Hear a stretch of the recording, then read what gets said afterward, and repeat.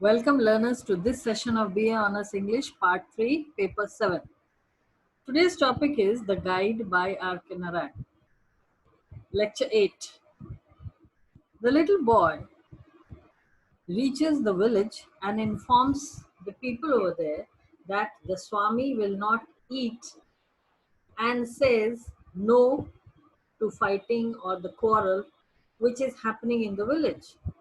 Everyone is aghast, surprised, and the whole village is buzz with excitement that the Swami is behaving like the great Mahatma Gandhi. The Mahatma refused food until things improved in the country, and so was this Swami doing here. Excitedly, the people they discuss that he will fast out of love for them till the rains come down. Now, this comes as a great relief to the people, and they tend to forget about the impending drought and the quarrel, which had been a thing of great disturbance to all, to one and all. The village has been rudely shaken up to the fact that the river water has shrunk considerably and an ancient temple unearthed. A crocodile is found dead in the river bed. With the dispute amiably or amicably settled, the villagers come to pay a tribute. They come and pay a visit to the Swami in hordes. They are not in few numbers, but in plenty. Meanwhile, Raju is waiting impatiently for the gifts and food brought by the villagers. It is already evening time and he is quite hungry by now. Although their large number does puzzle him. Maybe they want to express their gratefulness for the averted dispute in the village. So thinks Raju. They are talking in hushed tones.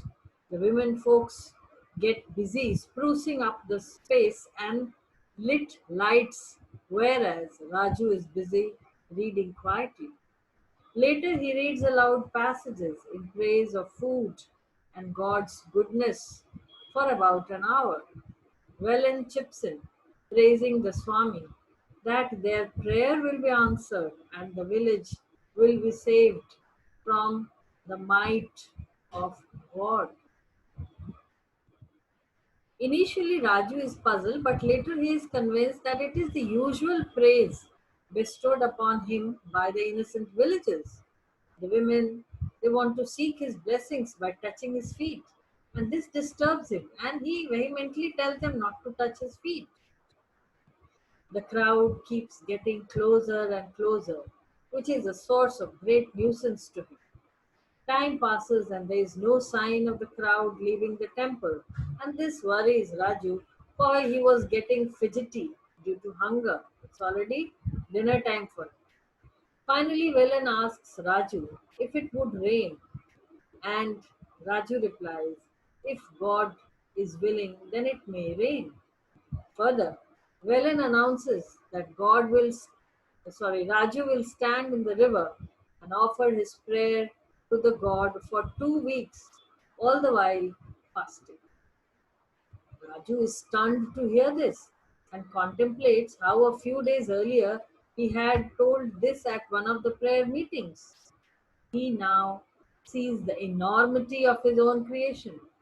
That is, in one of his evening prayers, he had said that he would fast until the gods may shower the earth with rains. So the people have taken him to his words, they have taken it literally, and now he'll have to go on fast for a few weeks.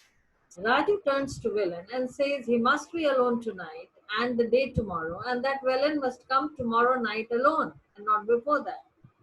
This sounds important, and Villain agrees. The people do finally depart. And so we find that Raju, he has been caught in his own net of make-believe world. He wanted to become a Swami, and we'll see in the next session how he has to pay for the price which he has built for himself. That's all for this session. Thank you.